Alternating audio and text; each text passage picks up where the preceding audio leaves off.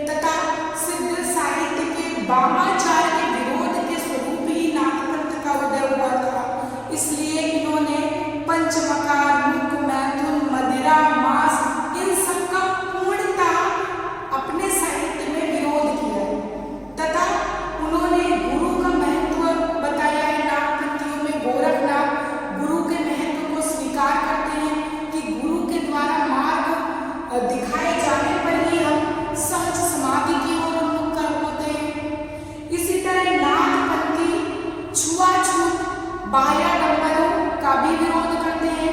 वे एक सहज स्वस्थ समाज की भावना पर बल देते हैं। तो इस तरह से यदि हम देखें तो गोरखनाथ ने पतंजलि के उच्च लक्ष्य को आत्मसात करते हुए ईश्वर प्राप्ति के लिए सहज योग के मार्ग का रास्ता आम जन को दिखाया है। यदि हम देखें इनका प्रचार प्रसार, तो इनका प्रचार प्रसार पश्चिमी भारत अर्थात राजपुताना में अधिक हुआ है।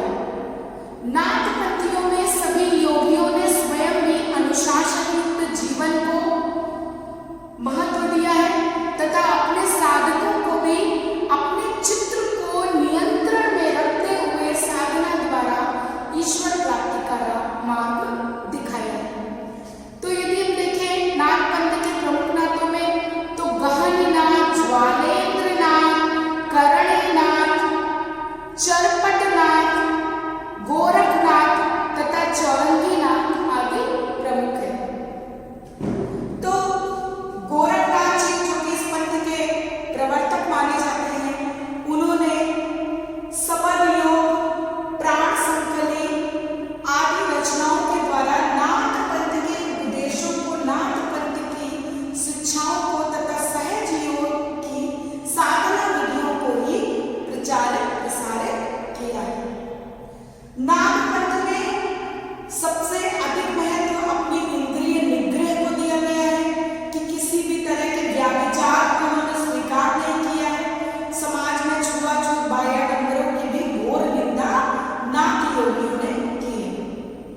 अपने आचार विचार, संयमित चरित्र के कारण नाथपंथ के योगियों से ही प्रेरणा लेते हुए परिवर्तित समय में संत साहित्य या निर्गुण शाखा का उद्भव हुआ है।